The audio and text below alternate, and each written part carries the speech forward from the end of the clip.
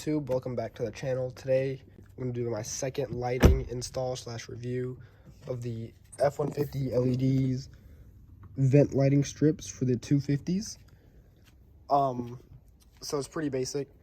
Right here you drill through the plastic. You can take this off, but I was worried about breaking the clip, so I ended up leaving it. Drill through the plastic.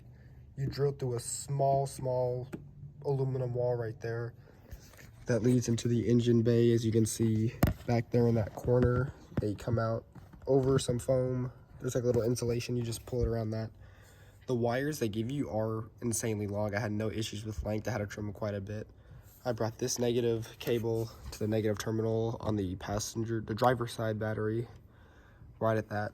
Got the positive, zip tied it across all the way across the engine bay, and then same over here with this one. You drill, same thing, do that into the engine bay. You get your positive and negative cables again. Excuse the trash wiring on this side. I ran out of time. I had to go places. Connected it to this negative terminal on the passenger side battery. And then because my truck has the uplifter switches, I was able to unbundle the 6 switch cables it comes with. Use the butt connector on the, mine was the brown and green cable, excuse me. Used both cables inside one connector, crimped it down, and then I used some electrical tape just to make sure it wouldn't go anywhere, water wouldn't get in there. And then that was simple enough. Now their instructions call, actually, I started on this side to tie into the marker lights right here. You have to take the bulb out. I don't know if you can see that little gray cable right there.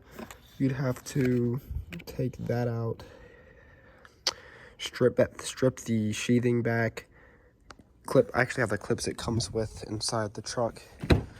You use the clips these style clips to connect each of them. You'd have to use 2 for each side.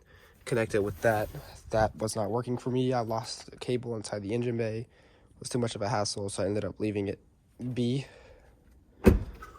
And that's about as fast as I installed it. Took about an hour and a half, 2 hours for me to install. Simple enough. They are wired up to this switch up here. I can leave that on at night, for instance. Remote start. The switches turn on instantly with strips turn on instantly with remote start. They stay on. Turn that off, they turn off. So you do have to flip your own manual switch, but also I prefer this method also, so the LED strips won't be running during the daytime and you won't be able to see them. Just possibly shortening the lifespan. Doesn't need to be ran. So this is why I just wired it to that strip. Probably will be installing rock lights later on to these, because you can make these run when the truck is not running. This is a 25 amp, 25 amp, 25 amp. All of these 1 through 4 from me are 25 amps. The last 2 are 40 amps, I believe. And they can be configured to be hot, so they'll power anything when the truck's not running.